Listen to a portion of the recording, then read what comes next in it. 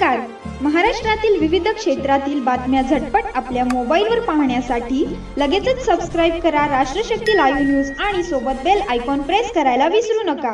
पुण्यात मध्यवर्ती भागात सदाशिव पेठेत असलेल्या भावे हायस्कूल जवळ एका कार चालकाने 12 जणांना उडविल्याची घटना शनिवारी दिनांक 31 रोजी सायंकाळी 5:45च्या सुमारास घडली.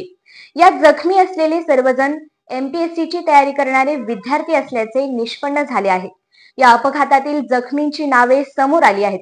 जखमींची नावे याप्रमाणे आहेत: अविनाश दादासो फाळके, प्रथमेश पांडुरंग पतंगे, संदीप सुनील खोपडे, सोनाली सुधाकर घोळवे, मंगेश आत्माराम सुरवसे, अमित अशोक गांधी, समीर श्रीपाद भालचीकर, सोमनाथ केशव मेरुटकर, प्रशांत ब्रह्मदेव बंडगर, किशोर हरिभाई भापकर, पायल आदेश कुमार दुर्गे, गुलनाज सिराज अहमद अशी जखमी विद्यार्थ्यांची नावे आहेत.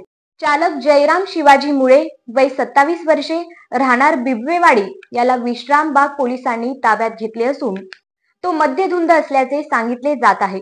जखमी विद्यार्थी एका चहाच्या टपरीवर चहासाठी एकत्रित आले होते. कार चालकाचे नियंत्रण सुटल्याने त्याने 12 जणांना धडक दिली.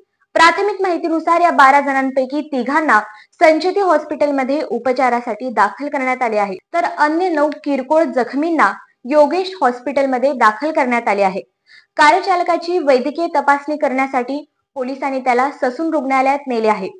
या प्रकरणी गुन्हा दाखल करण्यात आला असून पुढील तपास सुरू आहे.